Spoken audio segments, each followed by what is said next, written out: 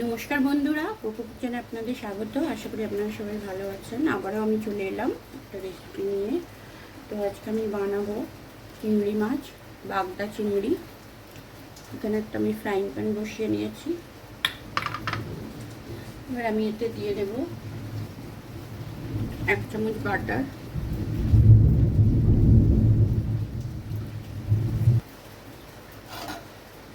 বাটারটা গলে গেছে।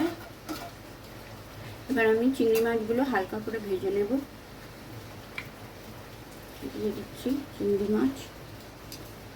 এই চিংড়ি মাছের মধ্যে আমি টুথপিক ভিতরে দিয়ে এরকম সোজা করে নিয়েছি।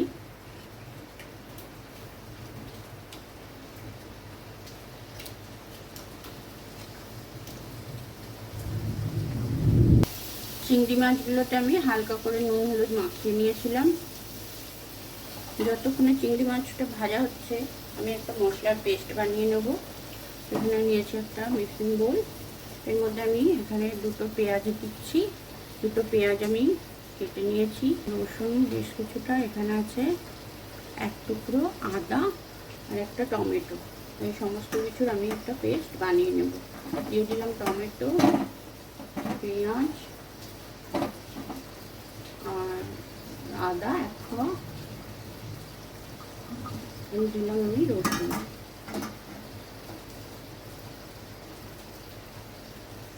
আদা 1 টুকরো আর দিয়েছি রসুন।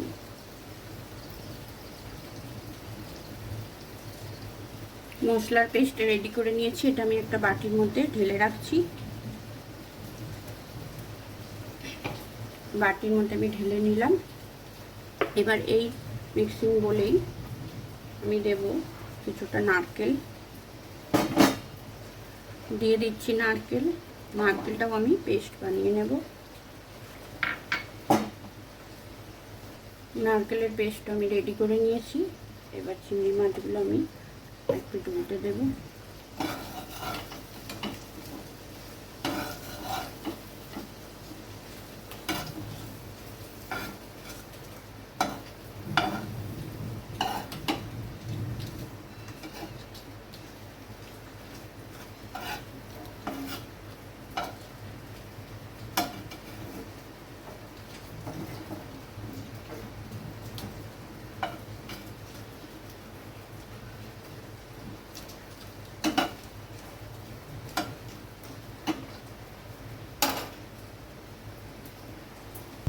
চিংড়ি মাছটা ভাজা হয়ে গেছে, আমি একটা প্লেটের মধ্যে তুলে নিচ্ছি।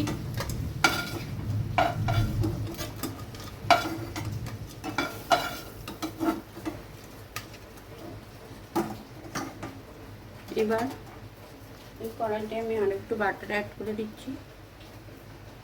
1 চামচ মতো বাটার আমি অ্যাড করে দিলাম। বাটারটা গলে গেছে। এবার আমি দিয়ে দিচ্ছি গোটা গরম মশলা।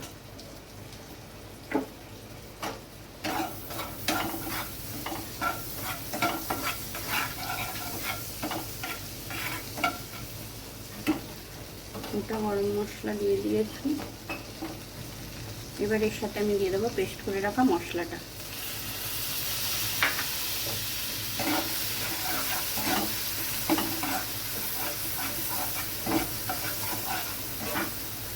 মশলাটা দিয়ে আমি খুন্তি দিয়ে ভালো করে নেড়ে নিচ্ছি। একটা সুন্দর গন্ধ বেরিয়েছে। বাটার আর মশলা মিশে একটা এত সুন্দর গন্ধ বেরোচ্ছে। তার সঙ্গে আছে গোটা গরম মশলা। এর সাথে আমি দিয়ে দেব সামান্য একটু লাল লঙ্কা গুঁড়ো, দিয়ে দিচ্ছি সামান্য একটু হলুদ গুঁড়ো, দিচ্ছি সামান্য একটু জিরে গুঁড়ো।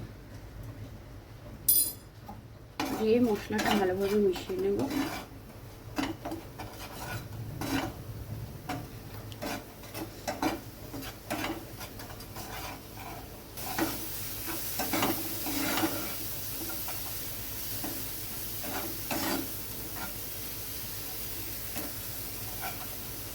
এবার আমি এতে দিয়ে দিচ্ছি সামান্য একটু গোলমরিচের গুঁড়ো।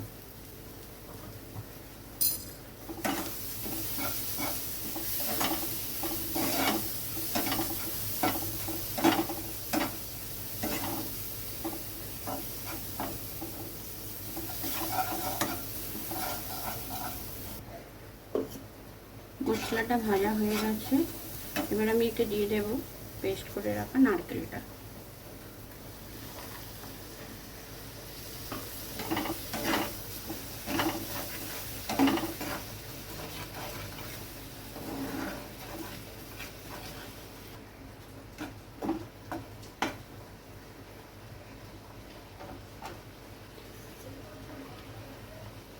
এবার আমি দিচ্ছি সামান্য একটু জল, এই বাটির মধ্যে একটু জল দিয়ে আমি এতে দিয়ে দিলাম।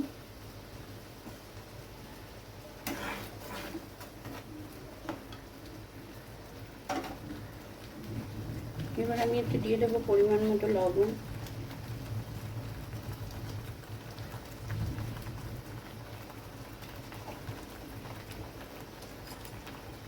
দিচ্ছি 1 চামচ মতো চিনি।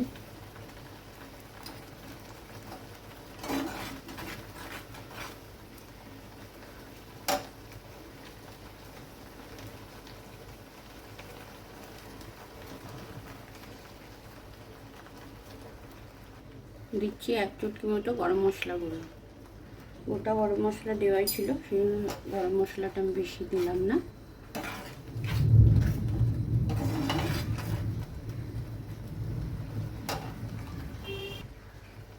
গ্রেভিটা ফুটে গেছে, এবার আমি মাছগুলো এতে দিয়ে দেবো।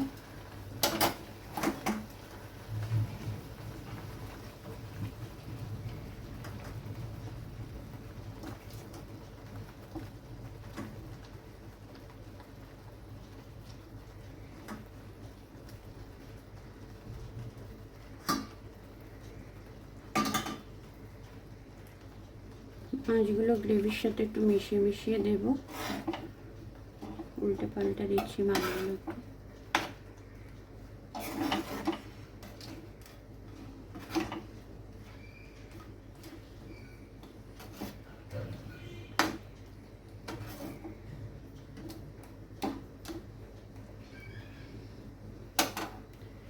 এবার এটা আমি 1 থেকে 2 মিনিটের জন্য ঢেকে দিচ্ছি।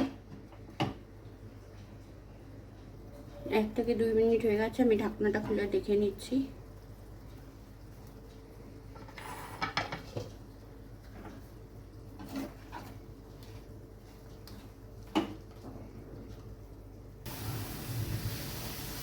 চিংড়ি আমাদের রেডি হয়ে গেছে, পরিবেশনের জন্য একদম রেডি। এবার আমি গ্যাসটা অফ করে এটা নামিয়ে নেব। তো বন্ধুরা, তৈরি হয়ে গেল বাটার বাগদা গ্রেভি। এই রান্নাটায় আমি কোনো তেল অ্যাড করিনি, সম্পূর্ণটাই বাটার দিয়ে করেছি। গ্যাসটা অফ করে এটা আমি নামিয়ে নিচ্ছি। তো বন্ধুরা, গরম গরম ভাতের সাথে পরিবেশনের জন্য একদম রেডি বাটার বাগদা গ্রেভি।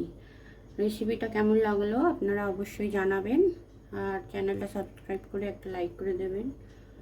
তো আজকের মতো টাটা, আবার দেখা হবে অন্য কোনো রেসিপি নিয়ে। আপনারা ভালো থাকবেন আর অবশ্যই বানিয়ে খাবেন বাটার বাগদা গ্রেভি।